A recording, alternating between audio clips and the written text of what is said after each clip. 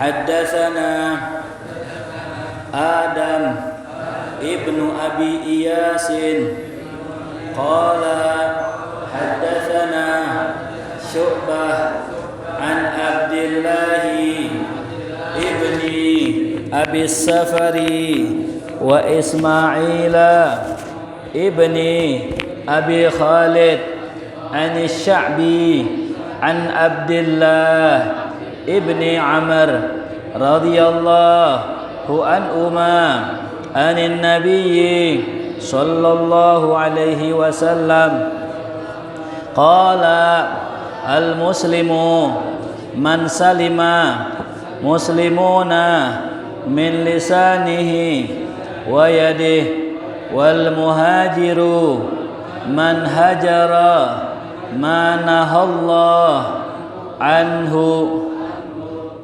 Bismillah, alhamdulillah, wassalatu wassalamu ala sayyidina rasulillah sayyidina Muhammadin ibni Abdillah wa ala alihi wa sahbihi wa man tabi'ahu wa walah wa la hawla wa la quwwata illa billah, amma ba'du.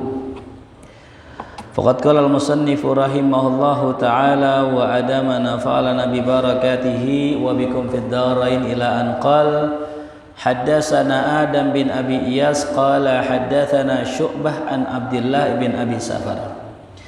Alhamdulillah, puji syukur kehadirat Allah, kita dikumpulkan di majlis kita, majlis pembacaan hadis sahih Al-Bukhari. Mudah-mudahan di majlis ini Allah berkahi ilmu kita, Allah berkahi rezeki kita, Allah berkahi keluarga kita, anak-anak kita, sanak famili kita. Allah tambahkan taufik hidayah untuk kita semua sehingga kita bisa mendapatkan ridhonya Allah Subhanahu wa taala.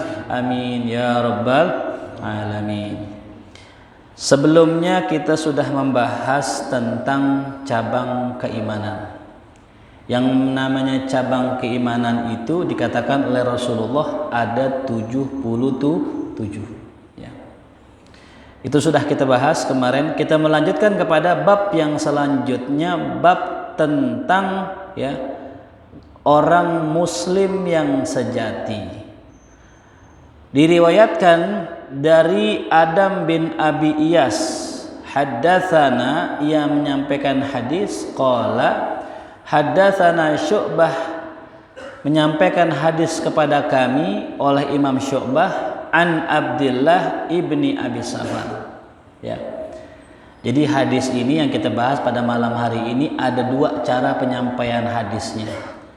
Ada sighatut tahdits dengan hadis mu'an'an ya. Kalau sighatut tahdits itu bentuknya haddatsana ya, telah menyampaikan hadis kepada kami. Bagaimana contohnya ya?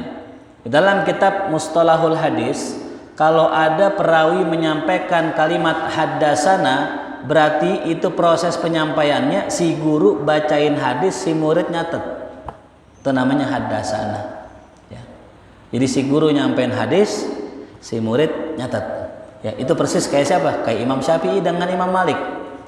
Imam Syafi'i ketika datang ke majlis Imam Malik, Imam Malik duduk di satu tempat yang tinggi, beliau menyampaikan hadis, Imam Syafi'i dari belakang nggak punya pulpen. Akhirnya tuh beliau nulis dengan apa tuh? Tangannya. Ya. Nah itu namanya tahdits, di mana sang guru menyampaikan apa? Menyampaikan suatu hadis dan si murid mencatat dan mendengar. Ya, itu. Ada lagi yang kedua, kebalikannya, yang baca hadis si murid, sang guru ngedenger ya, itu namanya arad ya, istilah hadisnya. Dan hadis ini dikatakan lagi yang kedua memiliki riwayat dengan hadis an gitu, itu namanya hadis mu'an'an. Nah, apa yang disampaikan oleh Rasul sallallahu alaihi wasallam, Rasul bersabda, al muslimu man salimal muslimuna min lisanihi wa yadihi. Orang muslim yang sejati, orang muslim yang sesungguhnya ya, ini dikatakan pakai al muslim. Beda ya antara muslimun sama al muslim ya. Jadi alif lam itu dalam ilmu bahasa Arab itu penting gitu ya. Orang manggil ustad, ya, ustazun. Same al ustad itu beda. Ya, makanya di Mesir orang-orang alim sekelas profesor doktor itu baru dapat gelar al ustad. Ya. Di Mesir, ya. Ustad buat siapa? Buat profesor doktor. Di sini semua panggil ustad udah. Ya. Asal bisa tahlil, bisa mimpin maulid, ya, punya majelis kecil-kecilan, namanya apa? Ustadz. Bener salah? Bener-bener aja. Karena nggak pakai al, gitu. Kalau udah pakai al, nah ini nih yang bahaya ini. Ya. Al Ustadz, nah alnya itu yang memiliki makna yang mendalam. Makanya surat Al-Fatihah dimulai dengan apa? Al. Alhamdulillah. Tuh kalau baca Qur'annya nggak boleh nektok ya hadirin. Al nggak boleh. Al harus nempel ke langit-langit. Al. Nah. Jadi kenapa pakai al? Alhamdulillah artinya segala macam pujian. Yang mana aja pujian? Lillah, hanya milik Allah. Begitu juga tadi al ustad itu kata ulama nahu maknanya alif lamnya lil istighraq. Ya. Jadi seorang ustadz yang menguasai banyak cabang keilmuan namanya al-ustadz. Tapi kalau cuma satu keilmuan namanya ustadz. Nggak pakai apa tuh? Al. Ya. Itu sependek al aja tuh, ide ilmunya nggak sembarangan tuh. Nah, adapun al-muslim apa maknanya? Orang Islam yang memiliki sifat-sifat yang baik, yang sempurna pada dirinya, itu namanya al-muslim. Makanya kita bilang kita ini muslim, belum apa tuh? Al-muslim. Kenapa? Kalau al syaratnya banyak. Sehingga kata ulama, ya, al-muslim itu maknanya orang muslim yang sempurna. Ya, jadi kalau kita belum bisa menjaga rukun-rukun Islam, belum bisa menjaga ya lisan kita, tangan kita, belum jadi al-muslim. Ya, ini. Jadi siapa al-muslim kata Rasulullah? Muslim yang sempurna ya, adalah man salimal muslimuna, adalah orang yang mana orang-orang muslim lainnya, baik muslim wal muslimat, selamat dari lisannya dan tangannya. Ya. Selamat dari apa? Lisan sama apanya? Tangan. Ya. Ini dikatakan ya di sini ada yang bertanya, kenapa nggak disebut muslimah gitu ya? Nabi menyebelangnya apa? Al-muslim doang udah, nggak al-muslim wal muslimah gitu, atau enggak al-muslim man salimal muslimun wal muslimat gitu, enggak. Nabi nggak bilang muslimat. Kenapa? Karena kalau disebut orang muslim, orang muslimah ngikut. Ya, itu bahasanya min babit taglib. Ya, bab apa? Taglib. Jadi kalau saya bilang begini, ya, wabil walidaini ihsan. Yang namanya orang tua kan dua, walid sama walidah, betul? Kalau walid buat laki-laki, walidah buat apa? Perempuan. Kenapa disebutnya walidaini? Walidataini mana? Karena kalau udah disebut orang tua laki, biasanya perempuan ngikut. Makanya hukum dalam Al-Quran itu paling banyaknya itu turun buat siapa? Buat siapa? Perempuan apa laki? Buat perempuan. Loh kok bukan buat laki-laki? Lah kalau turun hukum buat laki-laki, perempuan ngikut. Kalau turun hukum buat perempuan, laki-laki, berarti banyakan siapa? Perempuan. Makanya paling ribet tuh. Ya. Karena paling banyak aturannya perempuan tuh. Turun nih firman Allah, sholat wajib gak buat laki-laki? Wajib gak buat perempuan? Zakat wajib gak buat laki perempuan? Wajib. Haid wajib gak buat laki? Enggak. Berarti banyakkan siapa hukumnya? Banyakkan perempuan. Makanya ada surat An-Nisa tapi nggak ada surat Ar-Rijal gitu. Ya kan, bener gak? Surat An-Nisa surat keberapa? Keempat. Makanya bini maksimal berapa? 4 tuh. Itu ditandain tuh dari suratnya itu. Surat kelima surat apa? Al-Maidah. Apa Al-Maidah? Hidangan, makanan itu 4 sehat, 5. Makanya surat Al-Maidah ayat berapa? Surat kelima. Itu namanya tafsir cocoklogi namanya. Nah ini ya. Jadi disebutkan laki-laki bukan berarti perempuan nggak ngikut, justru ngikut. Yang mana aja ayat, yang mana aja hadis, kalau disebut laki, perempuan ngikut. Tapi kalau disebut perempuan, laki-laki belum tentu ikut. Coba nih pengajian maulid laki-laki, ada emak-emak nggak? Ada mama di sini kan banyak kan mama. Kapan maulid sini? Belum. Besok maulid nih. Maulidnya laki-laki perempuan. Laki-laki kan ada mama nggak? Ada. Tapi kalau maulid mama ada nggak laki-laki? Kagak ada. Ya tuh. Repot pakai seragam soalnya. Jadi orang muslim yang sejati, yang mana itu adalah orang muslim lainnya merasa aman dari lisannya dan tangannya. Lisan dan tangan. Kenapa Nabi sebut lisan dulu baru tangan? Kenapa nggak tangan dulu? Yang ukurannya lebih gede. Itu kata ulama, karena lisan itu walaupun bentuknya lebih kecil, tapi lebih gampang dan lebih mudah menyakiti orang lain. Ya. Tangan bisa nampar, ya. Tangan bisa mukul, tapi nggak lebih sakit daripada lidah. Tuh. Ya. Orang gampar orang masih bisa lupa, tapi kalau orang ngatain orang nyelekit sampai sakit hati bertahun-tahun bisa diingat. Ya. Makanya kata ulama, al-lisan saghirun hajmuhu, ya, kabirun ithmuhu. Yang namanya lisan tuh bentuknya kecil tapi dosanya gede. Nih orang misalnya dia main bola, pas ngegolin kan selebrasi tuh biasanya ya. Kan ada yang begini, macam-macam. Ada yang begini, gitu-gitu kayak orang apa tuh? Orang Kristen. Saya mau tanya, kafir gak? Enggak, ya, nggak kafir. Karena tangan nggak bisa bikin orang kafir. Tapi kalau mulut, ada orang lagi ngaji, pengen taklim, ditegur sama dia. Mana? Mau ngaji mulu. Nah, itu bye-bye tuh. Mau mana? Masjid. Sholat mulu. Udah, nggak usah sholat. Itu kalimat kalau diucapkan sama kita bisa jadiin kita murtad, hadirin. Makanya bye-bye sama omongan. Manggil orang, kafir, dalam kitab Sulamut Taufik murtad. Yahudi, dalam kitab Sulamut Taufik murtad. Ya. Atau mulut kita ngeremehin Al-Quran, ngeremehin syariat, itu bisa murtad, hadirin. Itu gara-gara mulut. Jadi tangan itu nggak bisa bikin orang murtad. Makanya sampai pun ada orang sujud ke kuburan, itu cuman dosa, hadirin, tidak kafir, tidak murtad. Ya.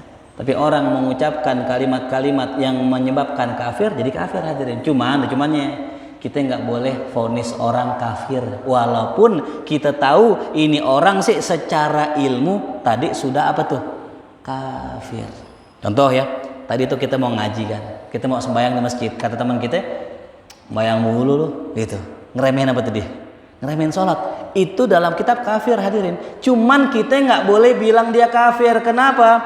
Karena cara untuk orang kafir menjadi Islam gampang. Cukup membaca apa? Syahadat. Ini orang kafir nih, habis ngomong begitu, dia nggak tahu dia kafir, terus dia sholat. Baca syahadat nggak? Otomatis Islam. Tuh, gampang. Ya. Bahkan kata Imam Nawawi dalam kitab Al-Adhkar, ulama berbeda pendapat. Kalau seandainya ada orang kafir, dia nggak sengaja baca syahadat asyhadu alla ilaha illallah wa asyhadu anna muhammad rasulullah, nggak sengaja, apakah Islam? Sebagian mengatakan Islam, walaupun dia baca doang tapi nggak meyakini. Ya. Makanya nanti di hari kiamat ketika orang-orang Islam yang masuk surga cuman mampir dulu ke neraka, itu Allah sisir, Allah cari dalam neraka. Mana nih hamba yang di dunia pernah ngucapin syahadat walaupun cuman pas akad nikah doang? Ada yang begitu? Syaratnya cuma pas apa? Akad nikah. Habis itu kagak sholat udah tuh. Yang begitu tuh masih ditarik sama Allah, diselamatin berkat kalimat la ilaha. Makanya kita nih sama orang kudu rahmat kayak Nabi. Orang kafir tuh minimal kita ajakin syahadat, walaupun sekali insya Allah masih nyangkut. Kalau kita nggak bisa ngajakin syahadat begini, ajak nyanyi kayak setelin MP3. Dung dung dung dung dung dung dung. Asyhadu alla ilaha illallah wa asyhadu anna Muhammadar Rasulullah. Tiada Tuhan selain Allah, Nabi Muhammad utusan Allah. Dia ngikut orang kafir tuh baca. Udah sah, login ente login. Udah masuk tuh. Walaupun cuma nyanyi hadirin, ya, itu ada yang mengatakan apa? Sah, diterima. Tuh. Jadi rahmat kita. Makanya kembali lagi ya. Jadi kalau kita jadi orang Islam tuh ya, kalau bisa ajakin orang tuh ya buat masuk ke dalam apa? Ke dalam Islam tuh ya. Nah ini ya masalah lisan ya. Lalu kemudian setelah nyebutin lisan, Rasul menyebutkan tangan. Ya. Orang Muslim yang sejati adalah Muslim yang lisannya ame tangannya nggak ganggu orang, itu Muslim sejati. Ya. Nah kedua, kenapa tangan? Saya mau tanya, orang ditendang sakit nggak? Kira-kira kaki bisa nyakitin orang nggak? Bisa aja. Ya. Pala bisa nggak pala? Bisa. Dulu Jidan yang dulu Materazzi tuh, masih ingat gak dulu? Bisa nggak kaki nyakitin orang? Kenapa disebut tangan? Karena tangan merupakan sayyidul jawarih. Tangan itu adalah tuannya anggota tubuh. Jadi kalau misalnya orang mau kerja, itu kerjaan 90% semuanya pasti pakai tangan. Masak pakai apa? Tangan. Nyetrika pakai apa? Tangan. Gosok pakai apa? Tangan. Tuh ya. Main bola. Oh, kalau tangan end. Tapi tetap pakai tangan kan, buat nyikut temen kan pakai tangan. Ya kan? Buat ngalang-ngalangin orang kan pakai tangan. Coba ngar tangan yang ngelos semua tuh. Tetap pakai tangan. Lempar bola arahan pertama tuh pakai apa tuh? Coba kalau arahan nggak punya tangan, repot pakai kaki kan. Semua kerjaan pada pakai tangan. Maka yang paling banyak dosanya setelah mulut apa? Tangan. Ya. Jadi nikmatin nih, kita punya nikmat tangan hadirin nih, yang udah punya istri atau yang pengantin baru, antum bisa nikmat punya bini karena punya apa? Tangan. Ya, sekarang begini, saya tanya nih, kita menyentuh orang pakai ini sama pakai ini beda nggak? Lebih enak mana? Ini apa pakai ini? Pakai dalam apa pakai luar? Pakai. Coba Pak, tangan kita kebas, nyentuh bini kita pakai tangan kagak nyetrum, kagak ada getarannya, enak nggak? Ya, coba nggak ada tangan nih, dua-duanya nggak ada tangan, nyentuh bini kagak enak. Itu jangan ketawa-tawa, ente kayak ngerti aja, nyentuh bini, oh gitu. Diam aja gini, nunduk gitu, pura-pura, oh gimana sih Ustaz gitu. Ini nikmat dari Allah, kita punya tangan, bisa pegang tangan anak kita. Ya, itu nikmat tangan. Cuman paling banyak dosanya. Ya. Jelas? Makanya orang kalau di penjara ditangkap yang diborgol apa? Tangan kan, bukan kaki kan? Ini bahaya tangan. Makanya yang Rasul suruh jaga dua, mulut sama apa? Ya. Dan tangan ini nggak mesti bermakna tangan kita, karena dalam bahasa Arab kalimat itu terbagi ada majas, ada hakikat. Ya. Kalau kata tangan hanya dimaknakan tangan, berarti kalau orang zolim dengan kekuasaannya nggak apa-apa dong? Enggak juga. Nah itu, jadi makna lain tangan adalah apa? Kekuasaan. Makanya kata Allah, yadullahi fauqa aidihim. Tangan Allah di atas tangan mereka. Bukan bermakna tangan, tapi apa? Kekuasaan Allah. Ya. Sama halnya kalau kita bilang dunia di genggaman saya. Emang benar? Enggak. Dunia ada di bawah kekuasaan saya. Nah, jadi orang dengan kekuasaannya, dengan tangannya, maksudnya kekuasaan, itu juga banyak yang berbuat zalim.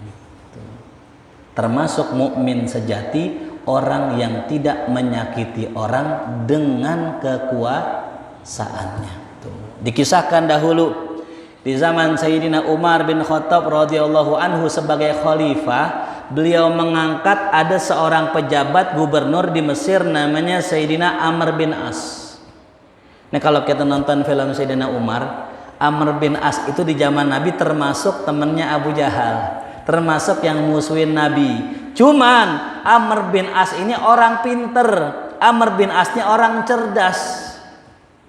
Yang mana kata sahabat-sahabat Rasul, semua orang cerdas pasti ngikut Nabi Muhammad.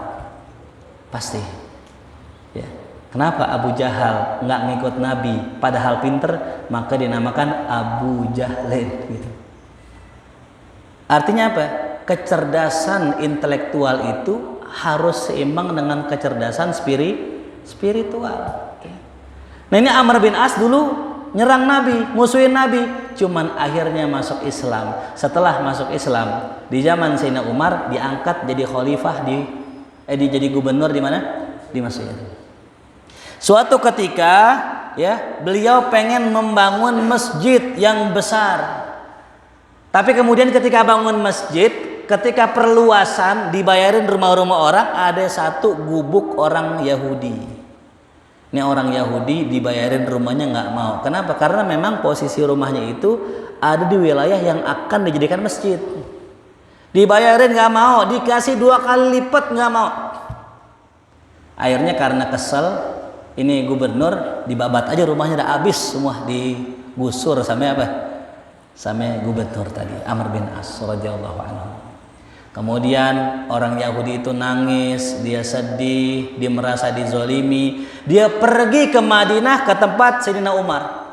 Di jalan jauh dari Mesir ke kota Madinah. Sampai di kota Madinah dia nangis, dia ngadu kepada khalifah karena telah dizolimi oleh Amr bin As radhiyallahu anhu. Lantas Sayyidina Umar nggak banyak kalam. Beliau ambil sepotong tulang, diambil pisaunya, dibikin garis seret yang lurus, seret gitu. Nah, kayak gini, diambil tulang, diagaris seret. Tolong kasih Amr bin As, masya Allah. Sekarang saya mau tanya, maksud pesannya apa? Dikasih garis doang. Kenapa kok nggak ngirim surat, malah ngirim apa? Tulang. Karena yang dikirimin pesan Amr bin As, orang pintar. Ketika Amr bin As ngelihat kiriman tulang dari Sayyidina Umar, dilihat, dia ketakutan, mukanya pucat. Ditanya, kenapa? Kenapa ente takut? Amirul Mukminin Umar menggariskan suatu garis lurus. Apa maknanya? Saya nggak boleh berlaku bengkok, saya harus tetap lurus. Sebegitu pesannya, nyampe itu. Ya. Kalau kita dikasih tulang, kok tulang sih gitu, dagingnya mana gitu, sumsumnya mana gitu. Ini beliau paham, di garis lurus maksudnya ente jangan bengkok, tegakkan kebenaran, begitu maksudnya. Paham.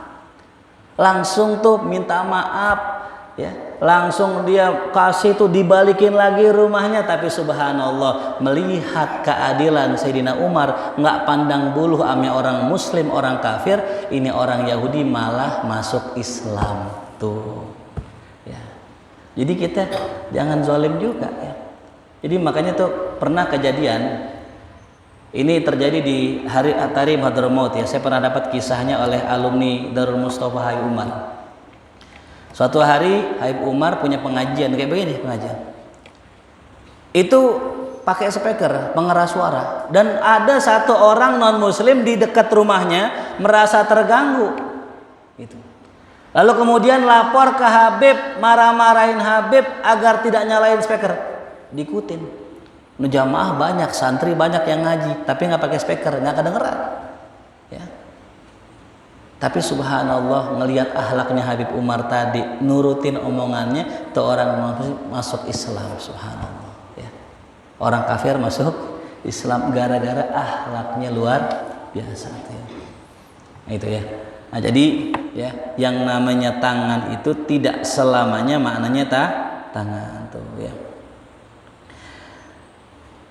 Nah, ya. Jadi dari hadis ini kita bisa lihat bahwasanya orang muslim atau keimanan itu ada tingkat-tingkatnya gitu. Ya, makanya ada muslim kalau orang kita sekarang muslim EKTP sekarang ya gitu ya. Bukan KTP lagi, udah apa itu? EKTP sekarang.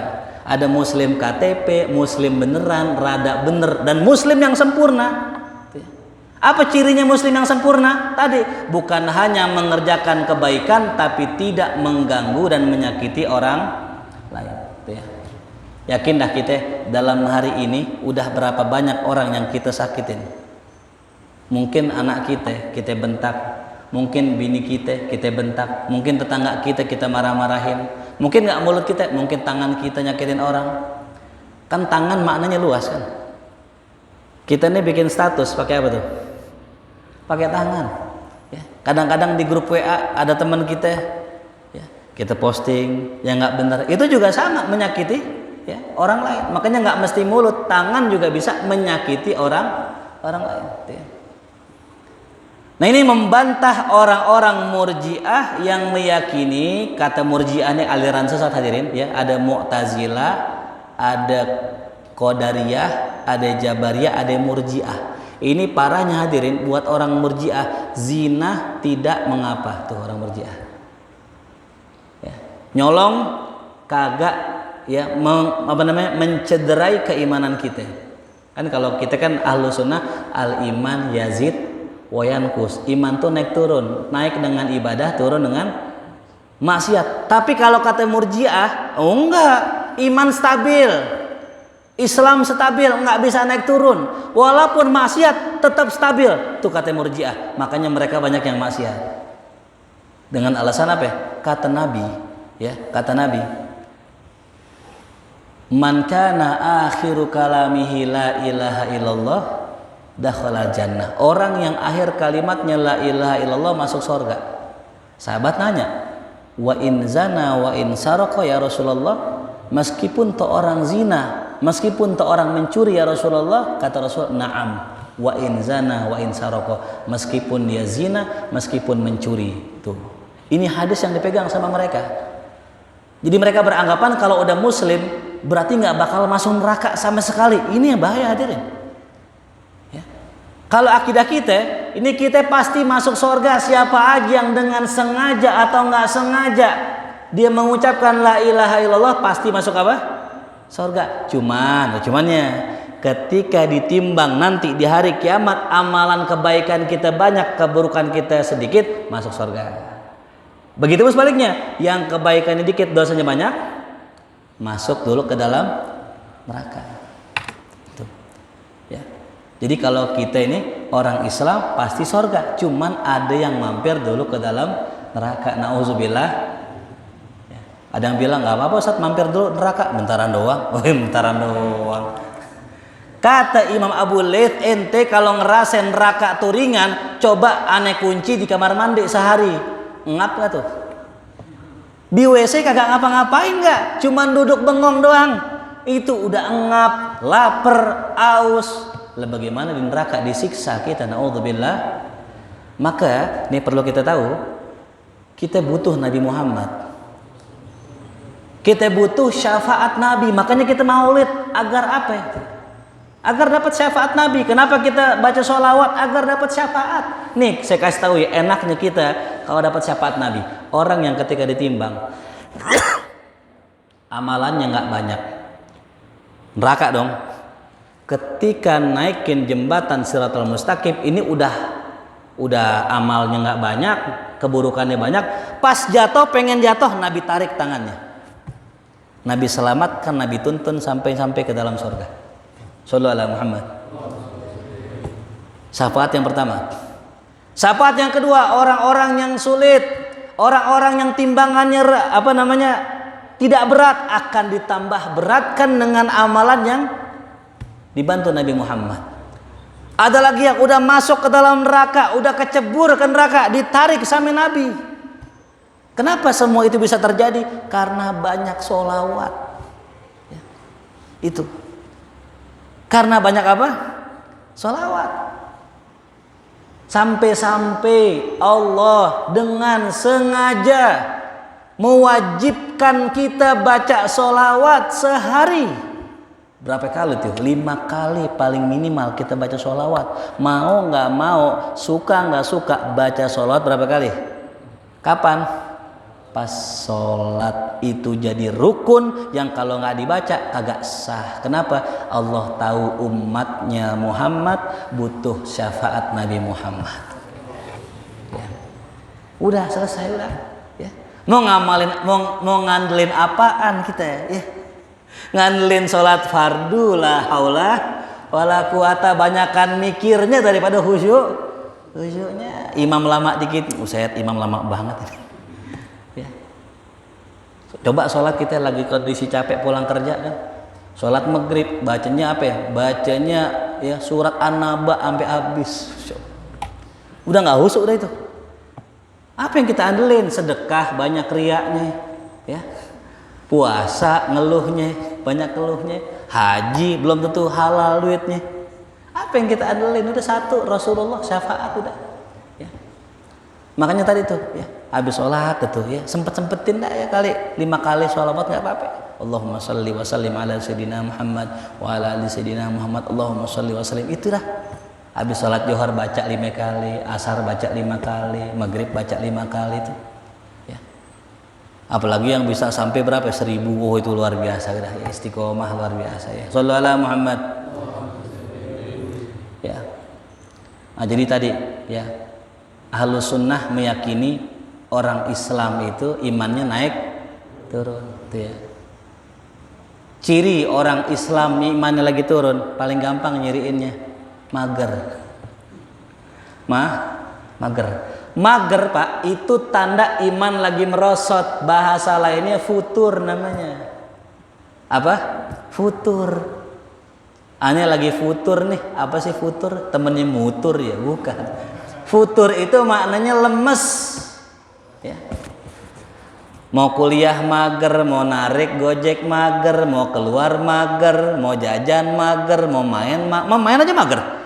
Itu tanda iman lagi merosot Pak. Ya. Jelas? Atau tanda yang kedua, dia itu lagi dipegangin sama setan. Ya.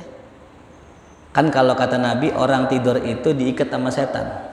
Ketika bangun baca doa, dilepas ikatannya. Ketika dia bangun wudhu, lepas ikatan yang kedua. Bangun sholat, lepas ikatan yang ketiga. Maka sepanjang hari dia akan seger, semangat. Kayak orang habis gajian, tuh semangat tuh. Tapi kalau orang yang bangunnya itu udah subuh kesiangan, ya, udah nggak baca doa, kagak sholat, itu suntuk mager. Tuh ya. Nah, jadi kalau kita gampang suntuk, gampang ngantuk. Padahal kalau makan nasi padang seger. Giliran kita ngaji kok ngantuk gitu. Giliran yasinan, tahlil ngantuk. Pas bagian berkat seger. Minta lagi bang, saya belum gitu. Ini nih waspada ini hadirin ya. Kalau nggak iman lagi merosot gara-gara maksiat atau tadi itu ya ninggalin sholat hadirin. Ya. Tuh. Ada orang cerita sama saya. Ya. Kok aneh akhir-akhir ini lagi ngerasa mager ngapa ya? Saya langsung tembak aja.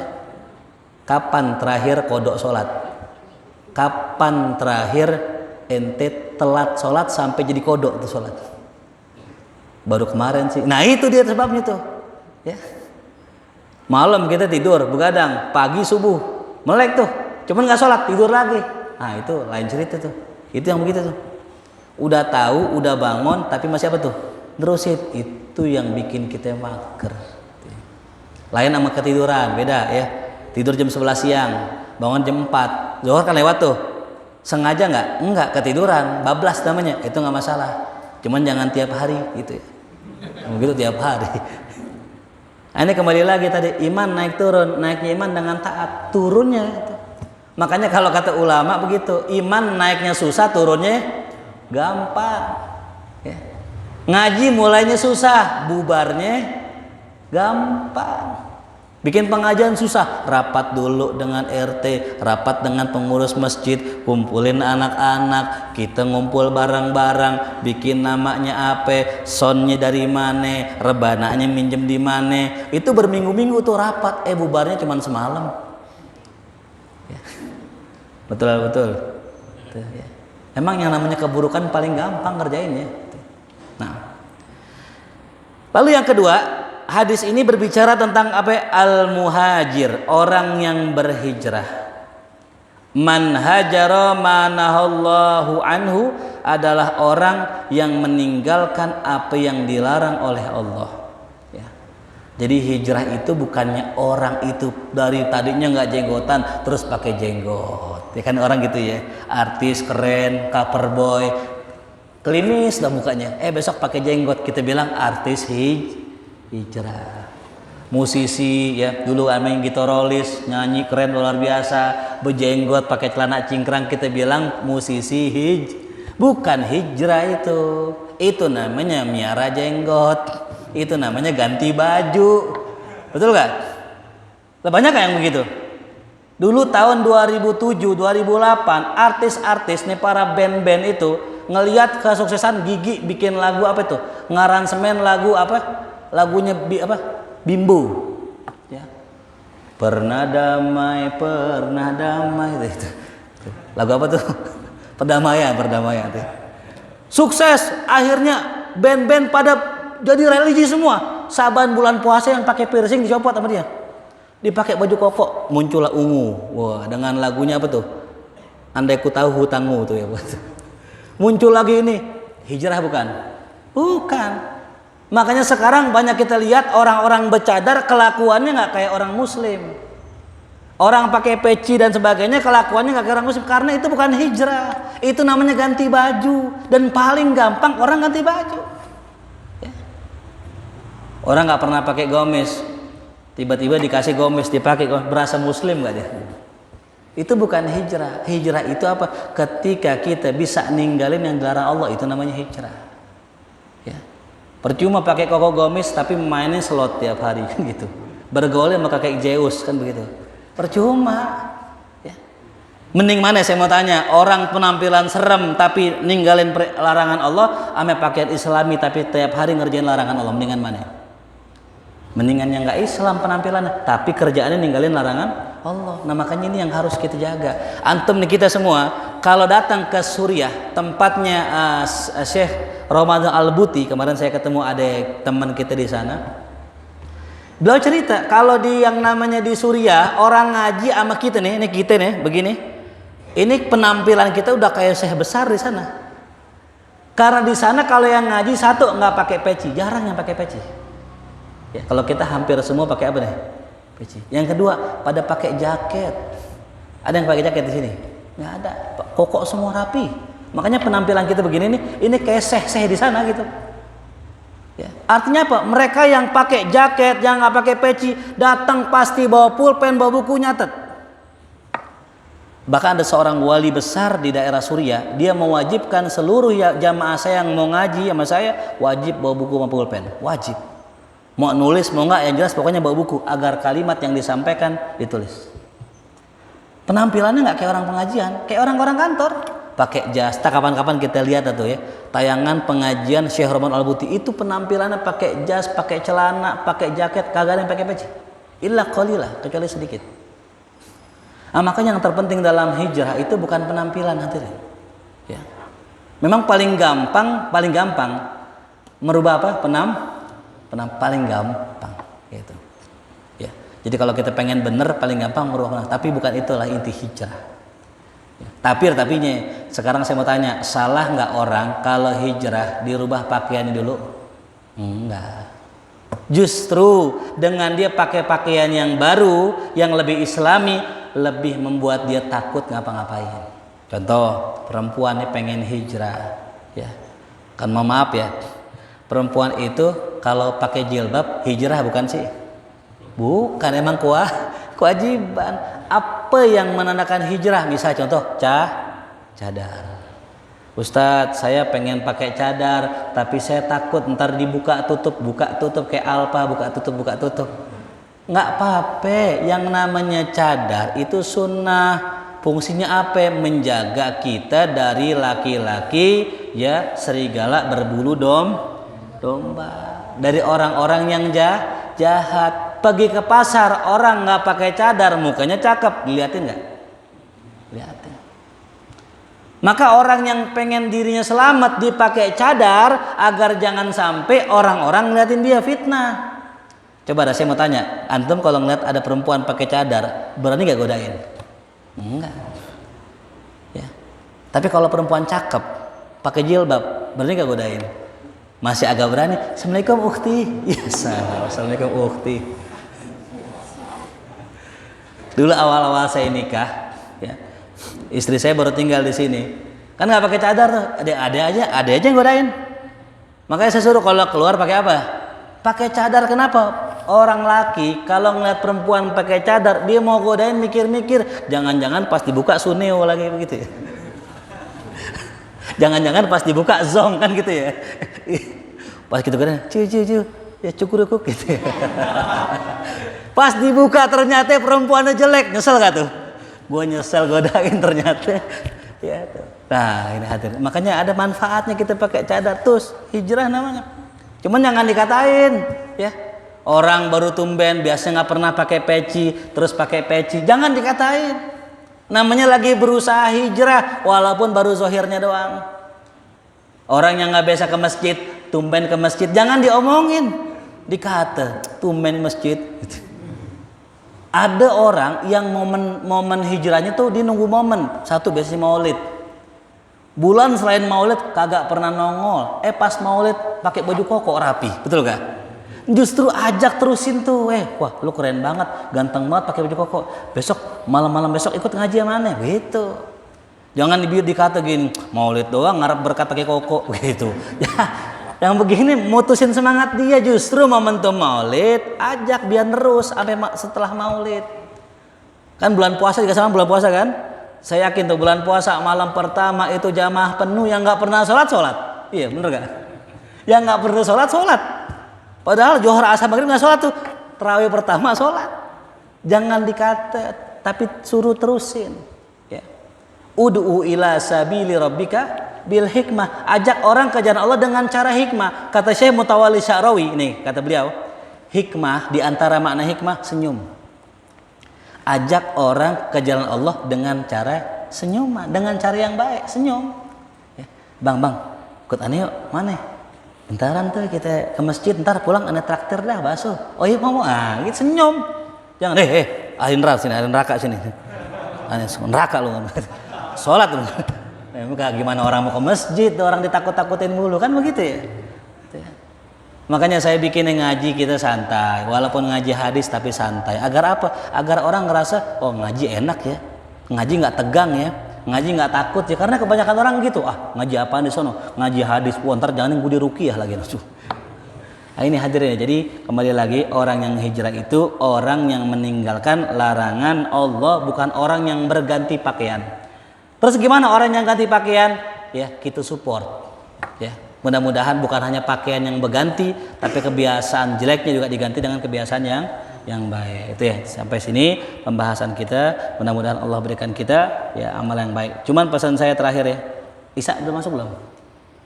1 menit lagi, 2 menit lagi. Baik ya. Sejelek-jeleknya kita, serusak-rusaknya kita, sebejat-bejatnya kita, jangan ninggalin sholat. Itu aja. Karena kata Syekh Mutawalli Sya'rawi, kenapa awal yang dihisab ame Allah sholat? Kenapa semua ibadah itu dikirim wahyu ke dunia, ke bumi? Cuman satu yang Nabi langsung ke langit, yaitu apa? Sholat. Karena di balik amalan sholat ada semua amalan yang ada dalam rukun Islam. Semua. Rukun Islam yang 5 itu ada di dalam sholat semuanya. 1, apa rukun Islam pertama? Syahadat. Ada gak dalam sholat? Ada. Tuh. Yang kedua, sholat. Yang ketiga, zakat. Ya. Kalau orang zakat ngeluarin apa? Ngeluarin harta. Dia mengorbankan hartanya, betul? Nah kalau orang sholat ngorbanin apa? Ngorbanin waktunya. Saya mau tanya, kata orang barat, time is money. Berarti waktu adalah, orang yang mengeluarkan waktunya berarti sedang mengeluarkan uang. Orang yang mengorbankan waktu berarti mengorbankan apa? Uang. Karena time is. Maka kalau kita johor-johor johor-johor ada azan, datang ke masjid, kita ngorban apa? Waktu. Kata orang barat, waktu adalah uang. Apalagi jelas-jelas pas azan ada orderan masuk, ting nung Shopee gitu kan. Masuk tuh, wah bunyi nih aplikasi. Sholat apa aplikasi dulu? Ayo coba. Kalau kita meninggalkan aplikasi, kita nggak narik tapi kita sholat, kita sedang mengorbankan uang juga sebenarnya. Paham? Yang ketiga, puasa. Ya. Di dalam sholat ada gak puasa? Ada. Bahkan sholat itu lebih dari puasa. Orang puasa yang gak boleh apa? Makan, minum. Orang sholat boleh gak makan? Boleh gak minum? Ngomong aja gak boleh. Puasa boleh gak masih? Masih boleh. Sholat gak boleh ngomong Pak. Allahu Akbar. Kipas angin gerak gini. Angin gitu. Batal. Gak boleh. Sampai negor imam aja, kalau kita nggak niat zikir, batal nggak tuh? Batal. Nggak boleh ngomong. Ya. Bukan hanya nggak boleh makan minum, nggak boleh ngomong, nggak boleh nengok, boleh kan nengok? Nggak boleh nengok. Orang puasa boleh kan nengok puasa?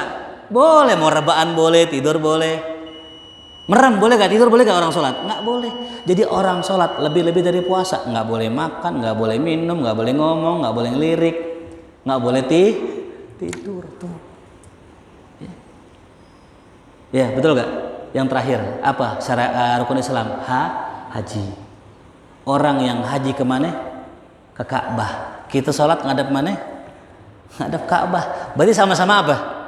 Ke Ka'bah. Sama-sama ngadep Ka'bah. Itulah persamaan. Maka dikatakan sholat itu adalah intinya ibadah, karena semua ibadah ada pada sholat. Syahadat ada pada sholat, puasa ada pada sholat, zakat ada pada sholat, begitupun haji. Maka jangan tinggalin sholat. Maka kata Nabi, yang di awal dihisab sama Allah adalah sholat. Kalau sholatnya baik, semuanya baik. Karena apa? Karena semuanya tergantung sholat. Belajar puasa dari sholat.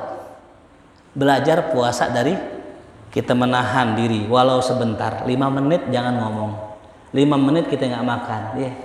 Belajar zakat, mengorbankan harta dari sholat. Kalau kita udah bisa ngorbanin waktu, insya Allah kuat ngorbanin harta. Yang terakhir kita belajar apa? Haji.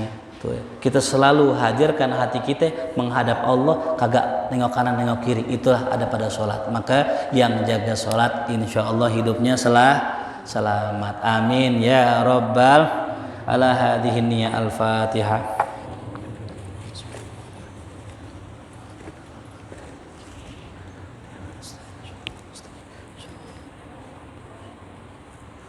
الله بحق الفاتحة الشر الفاتحة كرامة الفاتحة افتح لنا أبواب الخير واختمنا بالخير اللهم انفعنا بما علمتنا وعلمنا ما ينفعنا وارزقنا علما تنفعنا في الدين والدنيا والآخرة ربنا آتنا في الدنيا حسنة وفي الآخرة حسنة وقنا عذاب النار وآتنا الجنة مع الأبرار يا عزيز يا غفار يا رب العالمين وصلى الله على سيدنا محمد وآله وصحبه وسلم الحمد لله رب العالمين يا رسول الله.